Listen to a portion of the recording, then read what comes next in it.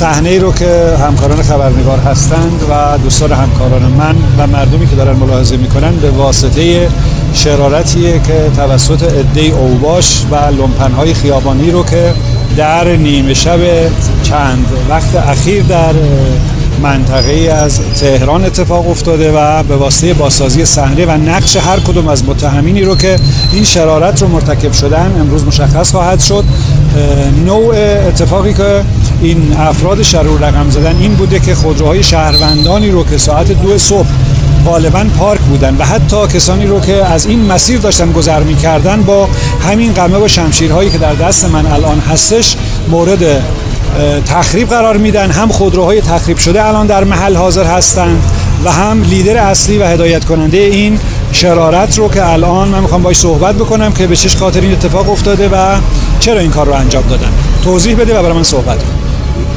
مشکل قبلی داشتیم با چند نفر بچه‌ها اینجا تو خیابون مشکل داشتیم، یه چند سالی بود با هم مشکل داشتیم. اون شب هم حال خودمون نبودیم، 3-4 تا رفیق شده بودیم، یه ذره تو حال خودمون نبودیم، اومدیم اینجا دیر وقت هم بود، یه اشتباهی شد.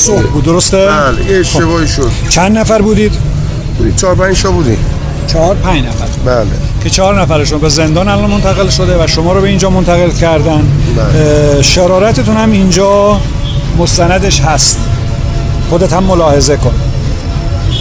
خودروهای مردمی رو که یا مالکینشون در خواب و استراحت هستند، همسایگان اینجا هستند، یا کسانی که در خیابان دارن ساعت 2 صبح تردد میکنن، همون کسانی رو که مترددین هستند شما خودروهاشون رو تخریب میکنید به وسیله قمه و شمشیر و هم کسانی رو که پارک شدن در اینجا. بله. اینا چه گناهی کردن؟ چرا باید ماشینشون تخریب بشه؟ شک نکن که پلیس و قوه قضاییه با هم یک دلن و هم قسمن. اراذل و اوباشی که اینطوری در شهر تهران بخوان که اموال مردم رو تخریب بکنن، بخوان که قمه کشی و عربده کشی بکنن، مطمئن باشن که در وهله اول با گلوله پلیس مواجه خواهند بود. اشتباهی کردیم آقا، شرمنده. همه افرادی رو که شاکی بودن تو این حوزه هر 6 نفر به مجموعه پلیس اطلاعات تهران دعوت شدن، شکایاتشون اخذ شده. 5 نفر متهم مرتبط با این موضوع دستگیر شدن، 4 نفرشون به زندان منتقل شده، 1 نفرشون که لیدر اصلی و هدایت کننده و دعوت کننده سایر اوباش به این محل بوده قرار شد که به این محل انتقال بشه. جا قدرت نمایی کردن با قمه، شیشه همه ماشینا رو آوردن پایین نصف شب. بعد اینجوری شد که قشنگ بچه‌ها ترسیده بودن، یعنی ما واقعا آواره مونده بودیم چیکار کنیم.